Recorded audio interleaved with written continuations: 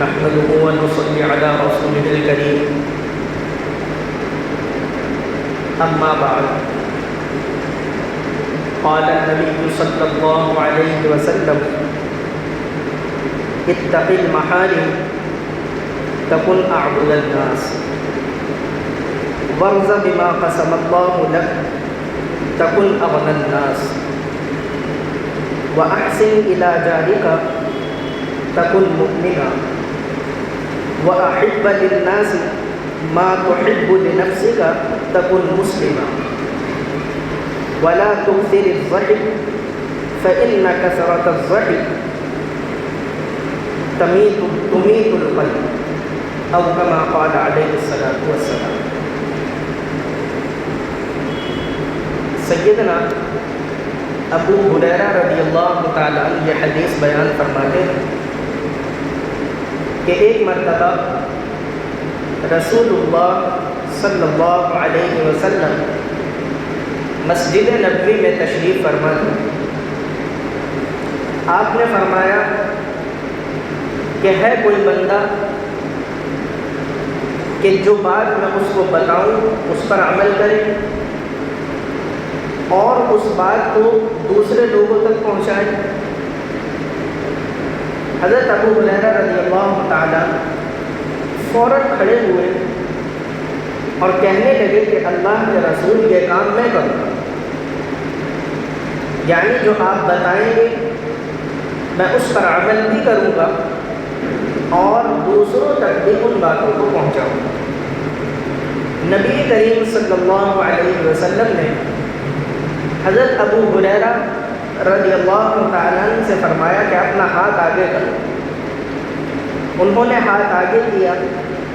آپ نے ان کا ہاتھ پکڑا اور ہاتھ پکڑ کر انگلیوں پر 5 باتیں حضرت ابو ہریرہ رضی اللہ تعالیٰ عنہ کو گنوائی.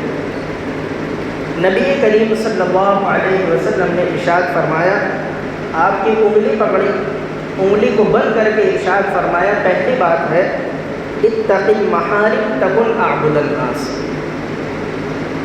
گناہوں سے بچو. جن کاموں کو اللہ نے تم پر حرام کر دیا ان کاموں سے بچو، تم لوگوں میں سب سے زیادہ عبادت گزار بن جاؤ گے.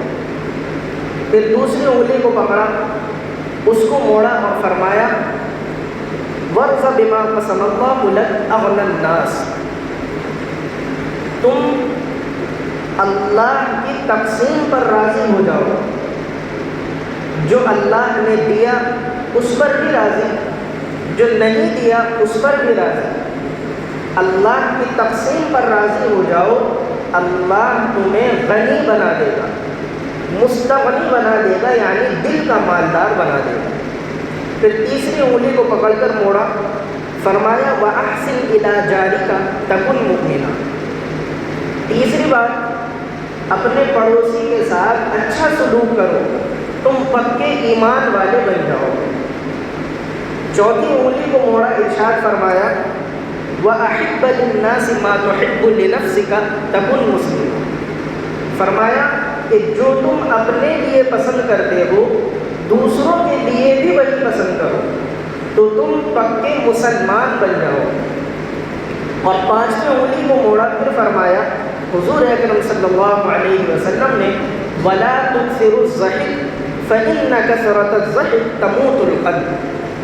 ابو ہریرہ تم زیادہ ہنسنے سے بچو، اس لیے کہ جو آدمی زیادہ ہنستا ہے، جو آدمی زیادہ کھلکھلاتا ہے، اس کا دل مردہ ہو جاتا ہے.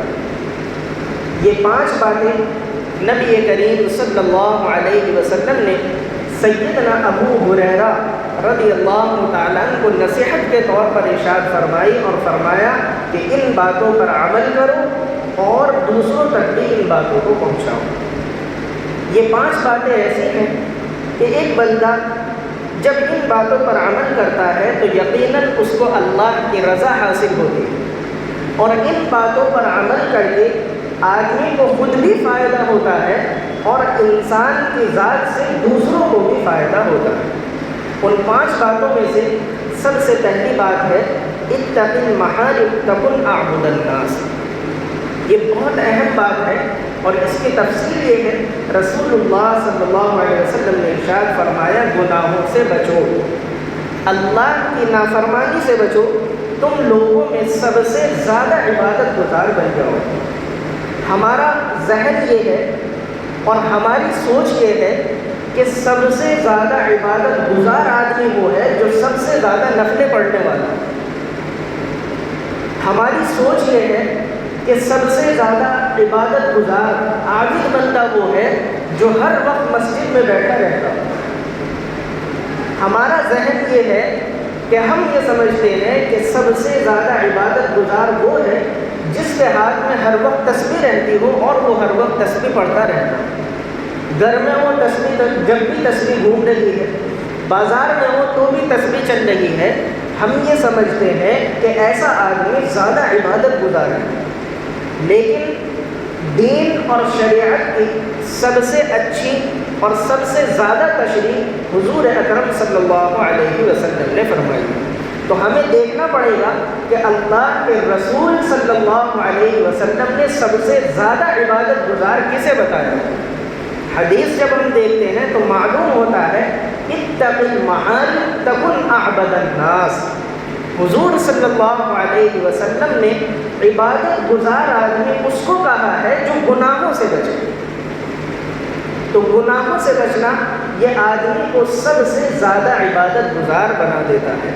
جتنا آدمی گناہوں سے بچتا ہے، جتنا آدمی اللہ کی نافرمانی سے بچتا ہے، اللہ تبارک و تعالی اپنی محبت، اپنا استحضار اتنا ہی اس کے دل میں پیدا کر دیتا ہے۔ اور جس کے دل میں اللہ کا ڈر، خوف پیدا ہو جائے، وہ آدمی سب سے بڑا متقی، سب سے بڑا پرہیزگار اور سب سے بڑا عبادت گزار کہلاتا ہے۔ ہم جب قرآن کریم پڑھتے ہیں، قرآن کریم میں جگہ جگہ پر اللہ تبارک و تعالیٰ نے یہ بات ارشاد فرمائی۔ قرآن کریم میں سب سے پہلی آیت الف لام میم ذالک الکتاب لا ریب فیہ ھدی للمتقین، یہ قرآن متقی لوگوں کے لیے ہدایت ہے۔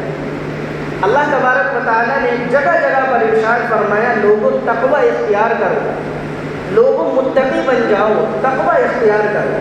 تو بار بار ہم نے یہ بات بتائی ہے کہ تقوی کسے کہتے ہیں۔ ہم لوگ سنتے رہتے ہیں متقی بن جاؤ، پرہیزگار بن جاؤ، تقوی اختیار کرو، تو آخر تقوی کہتے کسے؟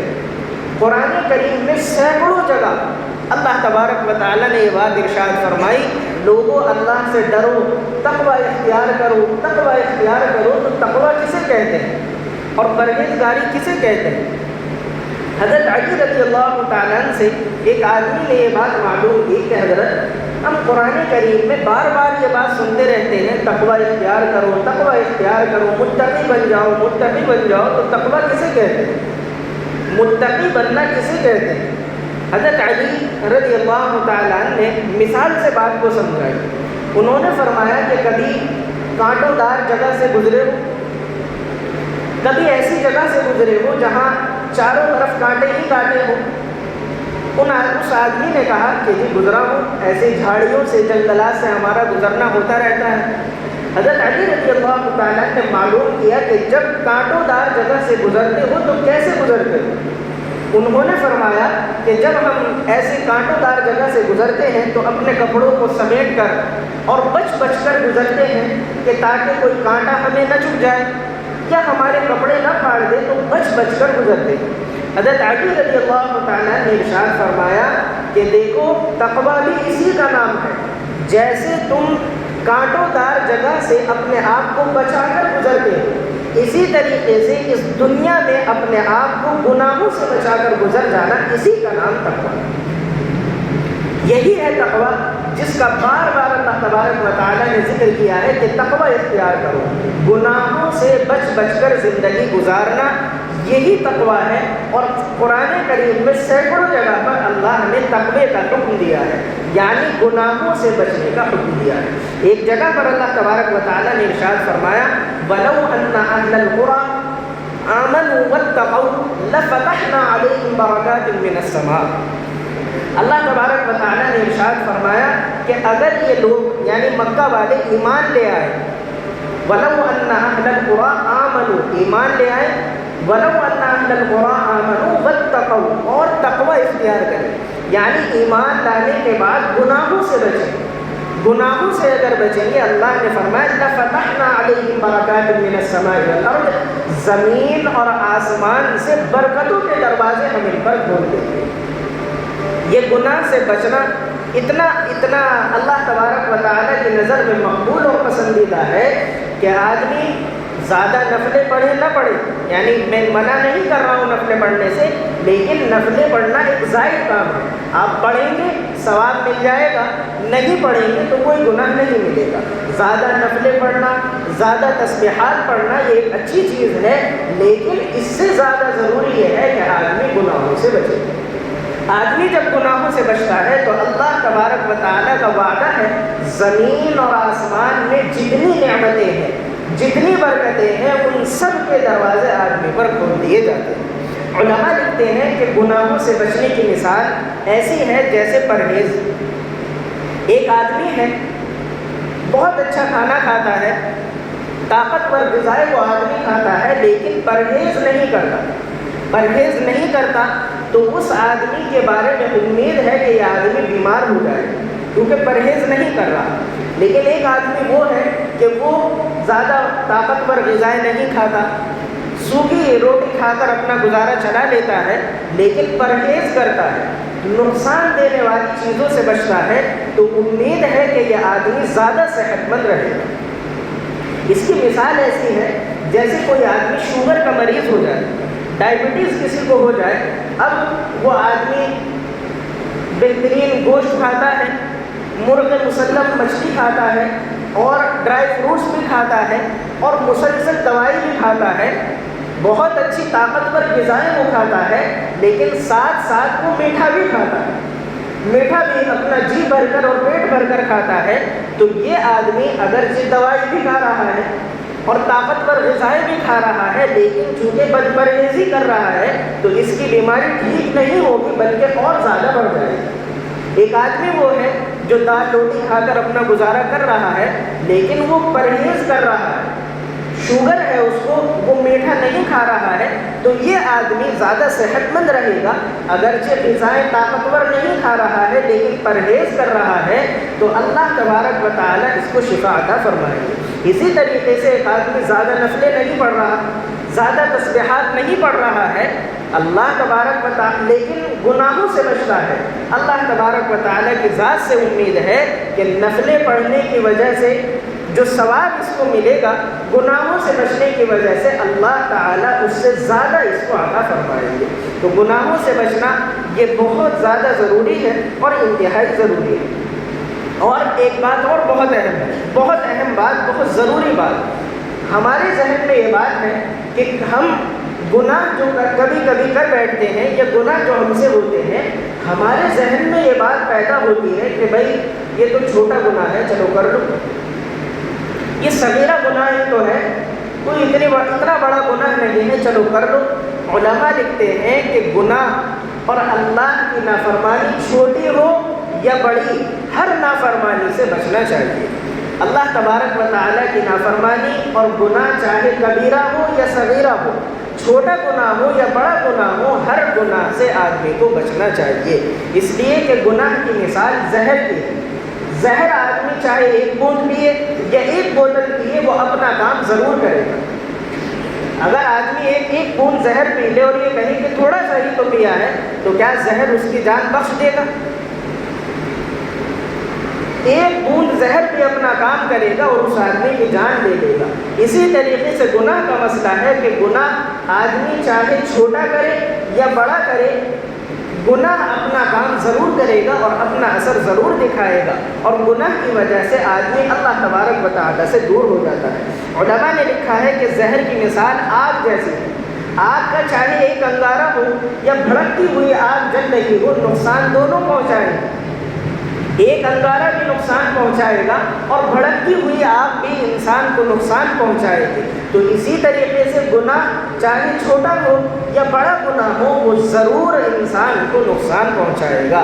اور علماء یہ بات لکھتے ہیں کہ آدمی اگر بڑا گناہ کر رہا ہے کبیرہ گناہ کر رہا ہے لیکن اللہ سے ڈر کر گناہ کر رہا ہے۔ گناہ آدمی سے، انسان سے ہو جاتا ہے، یہ اللہ نے فطرت رکھی ہے، تو گناہ تو ہو جاتا ہے، لیکن آدمی اگر بڑا گناہ کر رہا ہے اور اللہ سے ڈر ڈر کر گناہ کر رہا ہے، اللہ کا خوف اس کے دل میں ہے، گناہ ہو رہا ہے لیکن چونکہ اللہ کا ڈر ہے، تو علماء لکھتے ہیں کہ اس ڈر کی وجہ سے اللہ تعالیٰ اس آدمی کو ایک نہ ایک دن توبہ کی توفیق ضرور دیں گے۔ لیکن ایک آدمی وہ ہے جو چھوٹا گناہ کر رہا ہے، اللہ سے نہیں ڈر رہا، چھوٹا گناہ ہے لیکن اللہ سے نہیں ڈر رہا، بے خوف ہو کر گناہ کر رہا ہے، تو علماء یہ بات لکھتے ہیں کہ یہ آدمی جو اللہ سے بے خوف ہو کر اور نڈر ہو کر گناہ کر رہا ہے، اگرچہ آج یہ چھوٹا گناہ کر رہا ہے لیکن چونکہ یہ گناہ کو گناہ نہیں سمجھ رہا اور اپنے آپ کو غلط نہیں سمجھ رہا، اپنے آپ کو گناہ پر نہیں سمجھ رہا، اپنے آپ کو غلطی پر نہیں سمجھ رہا، تو اس کی وجہ سے یہ جو بے خوف ہو کر گناہ کر رہا ہے، اللہ تبارک و تعالیٰ اس آدمی کو کبھی توبہ کی توفیق نہیں دے گی۔ اور آج یہ جو چھوٹا گناہ کر رہا ہے، کل چونکہ یہ نڈر ہو کر گناہ کر رہا ہے، تو کل اس کو یہ آدمی بڑے گناہ بھی کرے گا تو اس کو کوئی فرق نہیں پڑے گا۔ اس لیے علماء لکھتے ہیں کہ اگر اللہ کی نافرمانی ہو تو ڈرنا چاہیے اللہ تبارک و تعالیٰ سے، اگر کوئی گناہ ہو جائے تو فوراً اللہ تعالیٰ سے توبہ کرنی چاہیے۔ اور اس سے بھی بڑھ کر علماء یہ بات لکھتے ہیں کہ آدمی جب گناہ کرتا ہے تو گناہ کی وجہ سے انسان کی نیکیاں بھی برباد ہو جاتی ہیں۔ اس کی مثال ایسے ہے کہ جیسے ایک آدمی نے پانی کی بالٹی بھری، صاف شفاف صاف ستھرا پانی ہے، بہت اچھا پانی ہے، اب آدمی اس سے نہا بھی سکتا ہے، بات صاف پانی ہے تو اس کو پی بھی سکتا ہے، لیکن اس پانی میں اگر ایک قطرہ پیشاب کا ڈال دیا جائے تو وہ سارا پانی ناپاک ہو جاتا ہے۔ بالکل یہی مثال گناہ کی ہے کہ آدمی نفلی کام کر رہا ہے اور اپنے نیک اعمال کی بالٹی بھر رہا ہے، لیکن جب وہ اللہ کی نافرمانی کرتا ہے، یہ ایسا ہے جیسے ایک پیشاب کا قطرہ اس میں ڈال دیا گیا تو وہ سارے اعمال کو برباد کر دیتا ہے۔ اس لیے اللہ کی نافرمانی سے بچنا چاہیے، اللہ سے ڈرنا چاہیے، اللہ کا خوف دل میں رکھ کر، اللہ تبارک و تعالیٰ کا خوف دل میں رکھ کر آدمی کو زندگی گزارنی چاہیے، اس لیے کہ گناہ بہت خطرناک چیز ہے اور گناہوں کی وجہ سے اللہ تبارک و تعالیٰ کی رحمت سے اور اللہ کی برکتوں سے بندہ دور ہو جاتا ہے۔ تو یہ پہلی نصیحت تھی جو حضور اکرم صلی اللہ علیہ وسلم نے حضرت ابو ہریرہ رضی اللہ تعالیٰ عنہ کو فرمائی کہ گناہوں سے بچ بچ کر زندگی گزارو، تم لوگوں میں سب سے زیادہ عبادت گزار بن جاؤ گے۔ اس کے علاوہ 4 نصیحتیں اور ہیں، اللہ تبارک و تعالیٰ کی 4 نصیحتیں اور ہیں جو حضور اکرم صلی اللہ علیہ وسلم نے فرمائی کہ اللہ کی تقسیم پر راضی رہو، تم مالدار بن جاؤ گے، اور اپنے پڑوسی کے ساتھ اچھا سلوک کرو تو تم پکے ایمان والے بن جاؤ گے، اور اپنے لیے جو پسند کرتے ہو لوگوں کے لیے بھی وہی پسند کرو تو تم پکے مسلمان بن جاؤ گے، اور زیادہ مت ہنسو، اس لیے کہ زیادہ ہنسنا دل کو مردہ کر دیتا ہے۔ ایک بات بیان ہو گئی ہے، باقی کی 4 نصیحتیں انشاءاللہ آئندہ ہفتے بیان کی جائیں گی۔ تو آج جو بات بیان ہوئی وہ یہ اتقوا المحارم، گناہوں سے بچو، گناہوں سے آدمی بچے گا تو اللہ تبارک و تعالیٰ کی ذات سے امید ہے کہ اللہ تعالیٰ اس کو سب سے زیادہ عبادت گزار بنا دے گا۔ اللہ تعالیٰ ہم سب کو گناہوں سے بچ کر زندگی گزارنے کی توفیق عطا فرمائے۔